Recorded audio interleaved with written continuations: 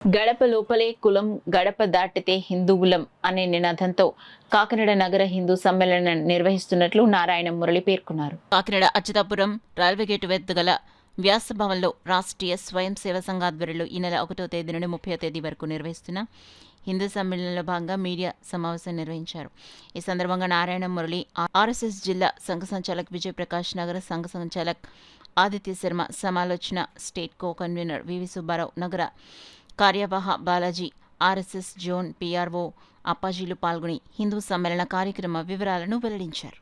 కాకినాడలో కూడా వాళ్ళు చూస్తుంటే ఏదో నాయుడు గారి పొలావ్ అని చెప్పి ఇలాంటివి వస్తున్నాయి. ఇవన్నీ ఏంటంటే లోకల్ బ్రాండ్స్ కాబట్టి ఇది స్వదేశీ శుభోజనం అని గుర్తు. కాబట్టి విదేశీ భోజనాలు, విదేశీ అలవాట్ల వల్ల కూడా వాళ్ళ ఆరోగ్యాలు దెబ్బతిన్నాయని ఏషియన్ గ్యాస్ట్రోఎంటరాలజిస్ట్ అయినటువంటి నాగేశ్వర రెడ్డి గారు ప్రముఖంగా చెప్తున్నారు ఇవాళ. కాబట్టి మన ఏరియాలో పండిన పంట మనం తింటే మనకు కూడా ఆరోగ్యం. కాబట్టి స్వదేశీ శుభోజనం ఈ రకంగా ఈ స్వదేశీ అలవాట్లని ప్రమోట్ చేయటం ఈ పంచపరివర్తనల భాగం. ఇటువంటి విషయాలన్నీ కూడా మేము సమాజంలో ముందుకెళ్ళడానికి ఈ సంవత్సరం మొత్తం పనిచేస్తాము. ఇప్పుడు హిందూ సమ్మేళనాలు అవుతాయి, తర్వాత యువ సమ్మేళనాలు, కాలేజ్ స్టూడెంట్స్ అవుతాయి, తర్వాత మేధావి సమ్మేళనాలు అవుతాయి.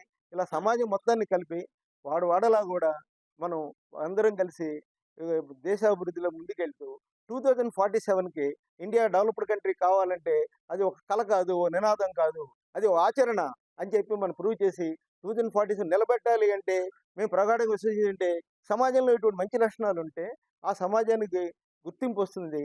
నేను విదేశాల నుంచి మన వాళ్ళు ఎందుకు అట్రాక్ట్ అవుతారు? అక్కడ మంచి సివిక్ సెన్స్ ఉందండి, అక్కడ డిసిప్లిన్గా ఉంటారండి, మనం ఎందుకు ఉండలేము? కాబట్టి ఈ విషయాలన్నీ కూడా మరొకసారి మనం గుర్తు చేసుకుంటాం అంతే. ఇవన్నీ మా సమాజంలో ఉన్నవే. ఒక్కసారి రీడెడికేట్ అవుతాం సమాజానికి. ఇందులో మా వంతు పాత్ర నిర్వహించడానికి ముందుకు వచ్చాము. దీనికి నగరంలో ఉన్న పెద్దలు అందరూ కూడా చాలా మంచి కార్యక్రమం అండి ఇది. మేమందరూ కూడా సహకరిస్తూ ఉన్నారు. కాబట్టి అందరికీ కూడా ఈ సహకరిస్తున్న పెద్దలకి, ఈ కమిటీ సభ్యులు అందరికీ ఎంతో నగరంలో ఎంతో ఉన్నత మంచి లబ్ధ ప్రతిష్ఠులైన వ్యక్తులందరూ కూడా ఈ కమిటీలో అధ్యక్షులుగా, ఉపాధ్యక్షులుగా, సెక్రటరీస్గా, ట్రెజరీగా ఉండడానికి మాత్రం. సో ఆర్ఎస్ఎస్ గురించి నాకు అవగాహన తక్కువైనా సరే అందరూ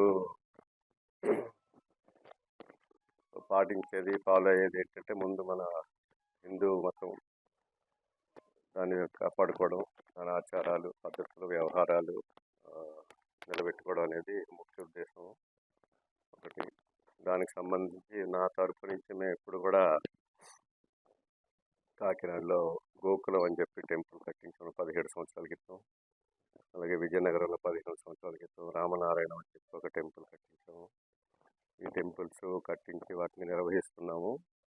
వాటి ముఖ్య ఉద్దేశం ఏంటంటే మన హిందూ ఆచారాలు, పండగలు,